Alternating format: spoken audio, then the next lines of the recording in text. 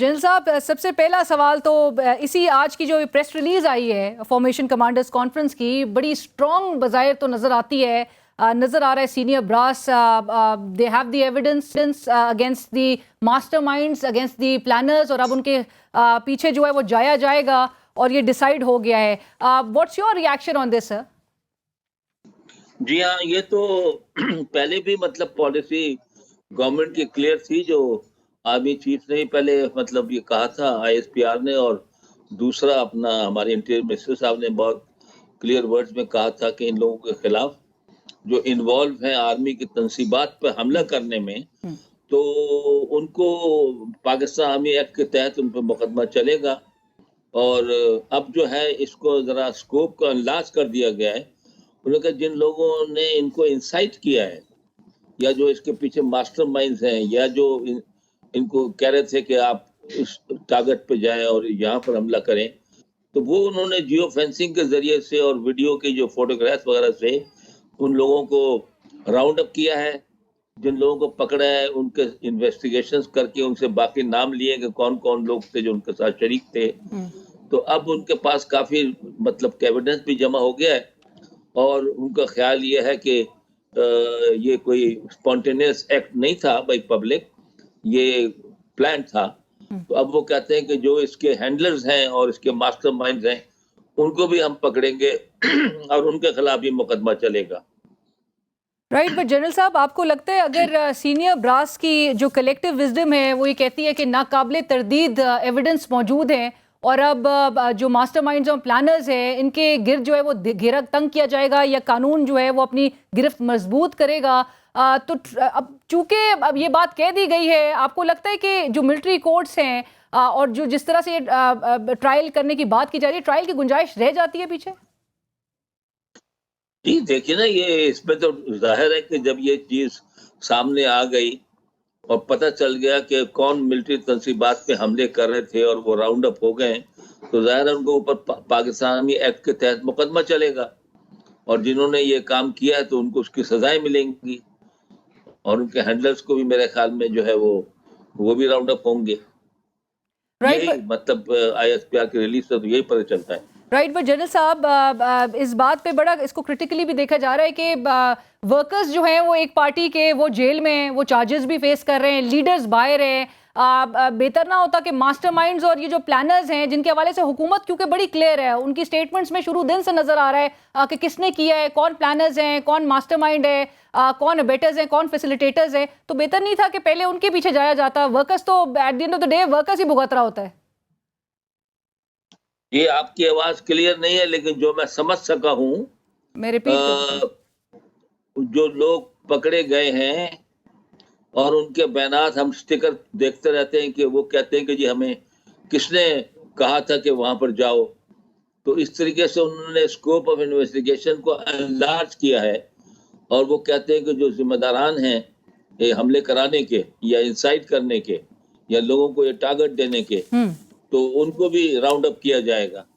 लेकिन हम ये उम्मीद रखते हैं कि इसमें शफाफियत होगी और इसमें गैर जरूरी तौर पर जो है वो एहतियात की जाएगी, इसमें जो एविडेंस के साथ लोगों को जो है वो पकड़ा जाए, जबकि श्योर हो जाए कि बाकी ये हैंडलर हैं या मास्टरमाइंड्स हैं। हम उम्मीद करते हैं।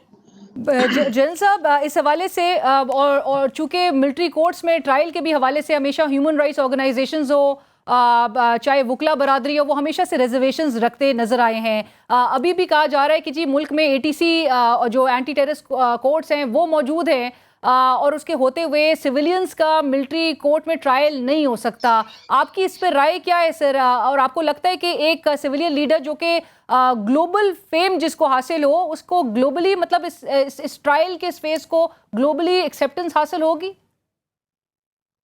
देखिए मिलिट्री कोर्ट जाहिर है कि दुनिया में जो है वो बहुत पसंद नहीं किए जाते, लेकिन हर मुल्क की अपनी सोच होती है, अपने जो हालात जमीन पर होते हैं। अब आपको पता है टेररिस्ट के सिलसिले में भी मिलिट्री कोर्ट में ट्रायल उनका हुआ था, एंटी टेररिस्ट कोर्ट के अलावा। तो उस वक्त पाकिस्तान में एक्ट के तहत उन पर किया गया था। लेकिन उसी जमाने में एक अमेंडमेंट आई थी जिसके तहत कि जिनको मिलिट्री कोर्ट से सजा हो जाए तो उनको एक अपील का हक सिविल कोर्ट में दे दिया गया था कि हाई बिल्कुल। कोर्ट में वो इसके फैसला समझते हैं अगर गलत है या उसमें कोई गुंजाइश है रिवीजन की तो वो हाई कोर्ट के अंदर जा सकते हैं। बाकी मिलिट्री कोर्ट में वकील भी ले जाने की इजाजत होती है, गवाही पेश करने की इजाजत होती है, अपना एविडेंस भी पेश करने की इजाजत होती है। तो राइट। मिलिट्री कोर्ट की कार्रवाई भी रिकॉर्ड पर होती है, वो हमेशा चेक हो सकती है कि वो सही अंदाज में एविडेंस के साथ मतलब किसी को जो है सजा दी गई है। सर, आपको लगता है कि अवाम भी इसको एज फेयर ट्रायल एक्सेप्ट करेंगे, उनमें एक्सेप्टेंस होगी? देखिए जी, बात ये मुल्क में जो हालात पैदा हो गए हैं इंतशार के और कन्फ्रंटेशन के कि पार्लियामेंट जुडिशरी के खिलाफ खड़ी है और कुछ लोग जो हैं वो फौज के खिलाफ बहुत गलत किस्म की पोस्टें फैला रहे हैं, फौज के और फौज की सीनियर कमांड के खिलाफ वो नफरत फैला रहे हैं, झूठी बातें फैला रहे हैं, तो इसको कहीं ना कहीं तो रोकना है ना, बिल्कुल। अदरवाइज तो मुल्क इंतशार का शिकार हो जाएगा। तो इनको इनके साथ सख्ती से निपटना जरूरी है। बाकी जो वार्निंग इनको देते रहे हैं लेकिन उससे उन्हें सबक नहीं सीखा है और इनके मतलब के वो बढ़ते ही चले गए हैं इनके जो है इल्जामात, और वो इल्जामात जो हैं जो जिस किस्म के सोशल मीडिया पे चल रहे हैं वो बिल्कुल झूठे हैं और बहुत सी बातें उसमें सही नहीं है और ये प्रोपेगेंडा है जिससे इंतशार फैलता है। बिल्कुल। और ये जो तमाम जो अनासिर हैं जो कि मुलविस हैं 9 मई के वाक़यात में, उनको कैफ़िर किरदार तक पहुंचाने की ज़रूरत है और ऐसे वाक़यात पर दोबारा कभी रूनुमा ना हो, इसको यकीनी बनाने की ज़रूरत है। बट जनरल साहब, आखिर में मुल्क जिस बहरान से गुजर रहा है और डिफरेंट महाज पे हमें चैलेंजेस का मुल्क जो है वो शिकार है, सामना है हमें चैलेंजेस का, ऐसे में आप क्या समझते हैं हल क्या होना चाहिए? आपको लगता है कि तमाम पावर स्ट्रक्चर के स्टेक होल्डर्स को साथ बैठना ज़रूरी है और मुल्क को एक सोल्यूशन के तहत जो है किसी बेहतरी की तरफ ले जाना ज़रूरी है? जी हाँ, यही जमहूरियत की रूह है और तमाम मसाइल डायलॉग से, अफ़ाम तफ़हीम से, डिस्कशन से ही हल होते हैं। लेकिन एक वक्त में जबकि पीडीएम की हुकूमत चाह रही थी इमरान खान साहब से मुज़ाकरात करना, तो उस वक्त वो तैयार नहीं थे। He thought he is in too strong a position, को जरूरत नहीं है। अब वो डायलॉग के लिए कह रहे हैं तो पीडीएम तैयार नहीं है। लेकिन इस तरीके से मसला हल नहीं होगा।